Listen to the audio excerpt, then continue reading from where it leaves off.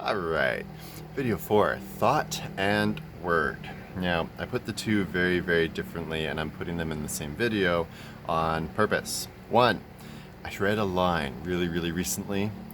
You're not responsible for your first thought, but you are responsible for your second thought and your first action, or reaction, depending on the situation. I like that idea. Why? Because ultimately your first thought is not always your best thought. Sometimes it's intrusive, sometimes it's just downright old style you and not necessarily new style you, and it just needs to be handled appropriately so that you don't find yourself in a stuck situation that you don't want to be in. So, thought is to be carefully looked at. Thought, we would all love to say, is always of you, but it is not. Thought comes from somewhere. There are so many people that have done so many searches, from Plato to Nikola Tesla, trying to understand where thought came from, and it's elusive. It's very elusive. It's why most of the Taoists say it comes from Tao, and most of the Buddhists say it comes from Nirvana, and most of the Christian people be like, well, God is thought.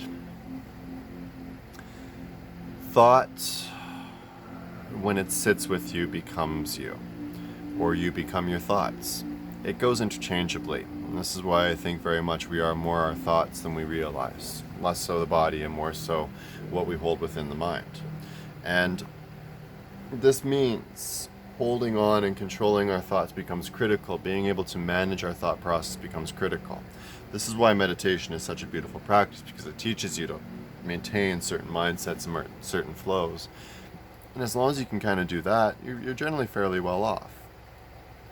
If you can feel yourself getting angry, and you can control that anger and shunt it in a way that it's no longer having that influence or that effect upon you, you're laughing, essentially is what it comes down to.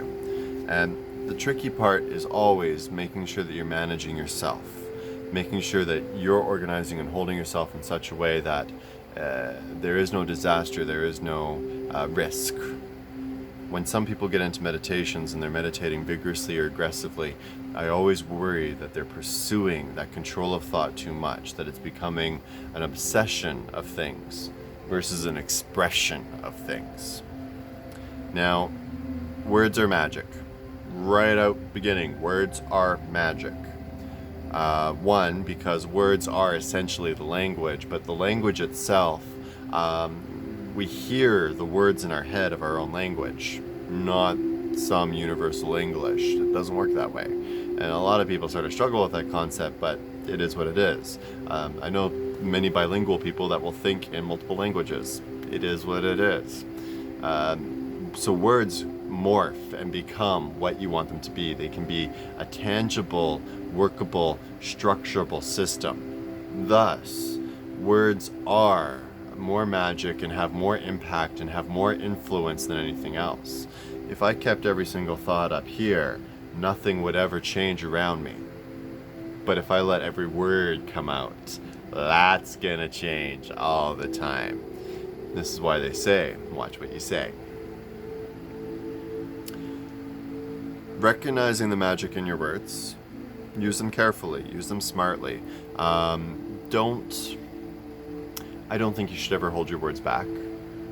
I think you should try not to hold your words back, is something more I should say. But truthfully and honestly, as long as you're using your words in such a manner that it's about building and creating things and not using them as weapons, you're probably batting 1,000. Typically, you want to also be very careful that you're not using words in a harsh manner, like curse words. Now, I know a number of people that have unfortunately said the horrible things of, I hope she falls and breaks her hip, or I hope this happens. And lo and behold, what do you guess it happens? And yes, this is magic. This is you putting a curse out there into the world. You gotta be careful with those things and not levy out into the world what you yourself would not appreciate or would not want levied at you. Be mindful with your words. Now, recognizing that there is a difference between thought and words,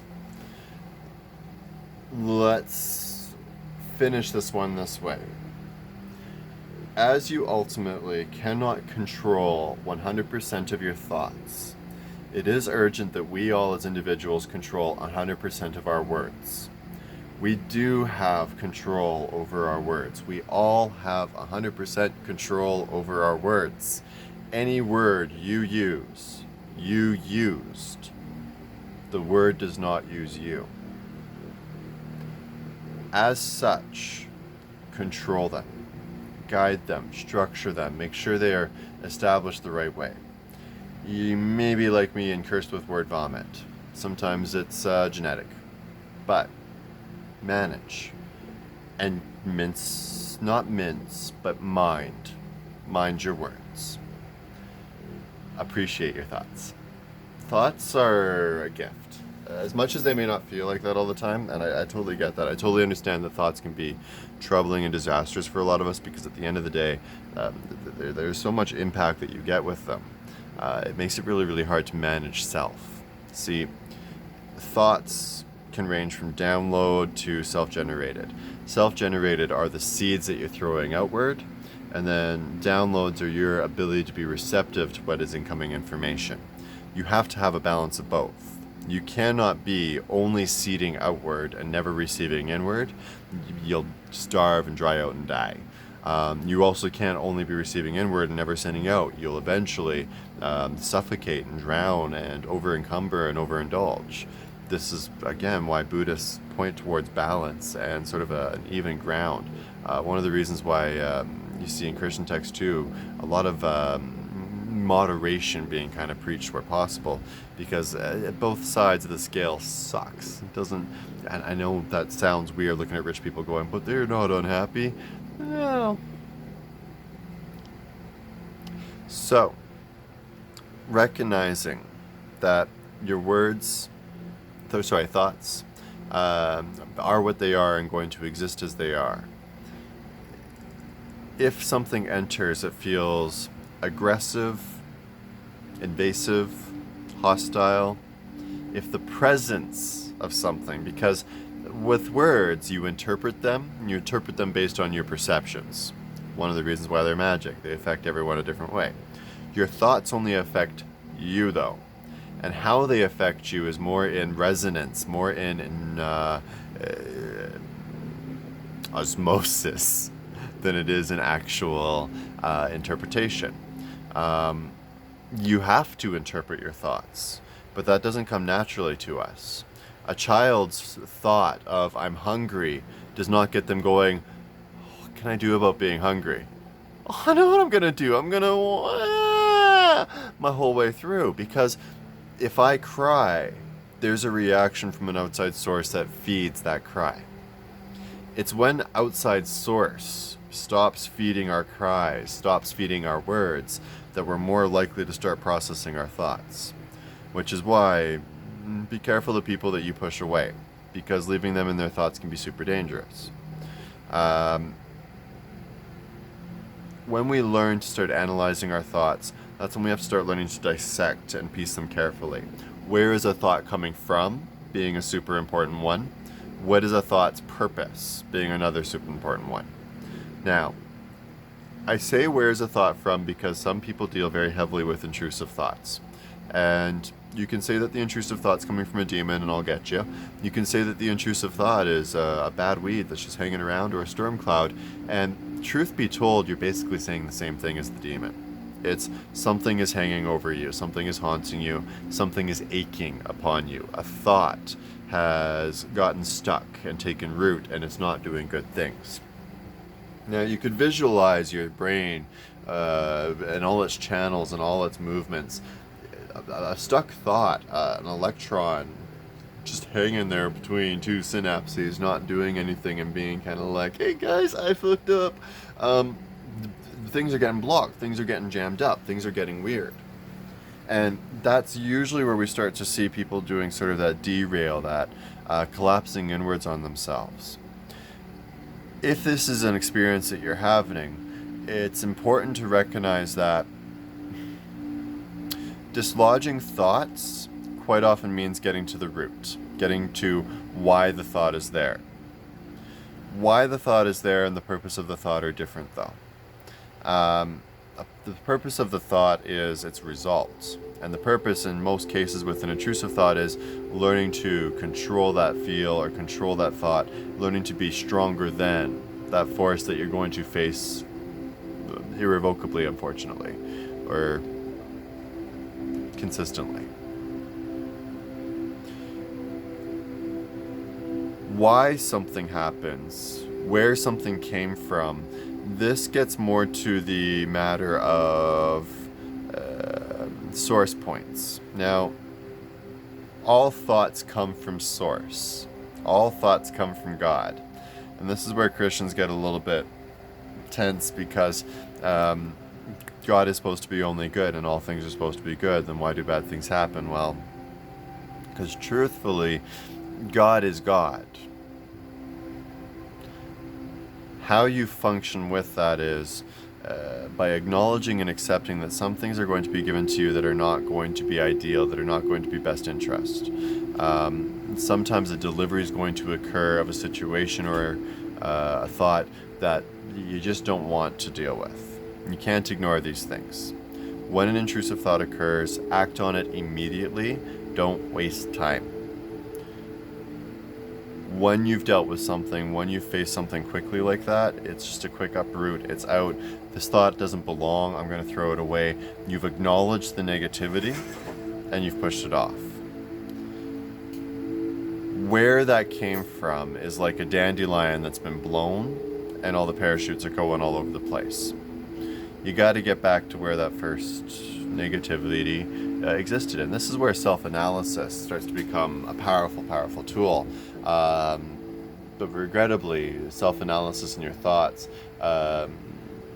it's not something they suggest that you do alone, but it's only in doing it alone that you'll ever be explicitly honest. So you gotta make sure that you're not letting yourself go too much into madness. You can't make yourself justify yourself. You have to find yourself in balance with things. So, in conclusion, your thoughts are going to be difficult. They're going to be intrusive. They're going to be present at all times. Learning to control that and learning to respond to that and acknowledging and letting go quickly, I think, is your best tool. You will also see other practices centering in on slippery mind or no mind, which is a meditative state. Think of it like a river. The thought comes down in the river. It carries on in the river. That's neat. On to the next thought. That's neat. On to the next thought. Train cars are the best one for that. Picture thoughts written on the side of train cars, and the train will just keep carrying them away. And even though there might be 500 of them, eventually, there's not. Thoughts as river, thoughts as trains. Winds. A lot of people like to use winds. Thoughts blowing through on winds or thoughts being blown away by winds. Picture wind going through and blowing it in your mind like a little thought cloud being blown off. But control your thoughts. Don't let your thoughts control you. If you sit and let a thought become stagnant and dangerous, it's going to do harm. Phrasing. Don't let your thoughts control you. Acknowledge your thoughts. Accept your thoughts. Let them be as they are, but don't hold on to them. Control your words. Control your words. Control your words. Think and consider what magic you are using every time you talk. Control your words. I sit here and I babble left and right sometimes because I want to say something, but I know I can't phrase it a certain way. And if you've ever had a reading with me, you've seen me do this a lot, where I know a thing, I just can't deal with a thing the way I want to deal with a thing, and that sucks because if I could do it my way, it would be a lot easier, but if I do it my way, it's going to hurt something. This is why you got to be careful with your words. You can't use words to control, to harm, to do bad, toxic things and expect that it's not eventually going to turn back upon you. Using that negativity, using that hostility becomes a plague within of itself. It makes you a different person and you lose yourself into that ideology. You become paranoid, you become anxious, you start to suspect people. You try to open up, but then you immediately think that you've crossed certain lines, either with somebody else or with yourself, and you withdraw immediately. All these are red flags that words are becoming a tool against you. not a tool for you. And the first thing to do is watch what words you're using. Be very, very careful with what's being expressed so you can control the dial of what you're transforming with your words.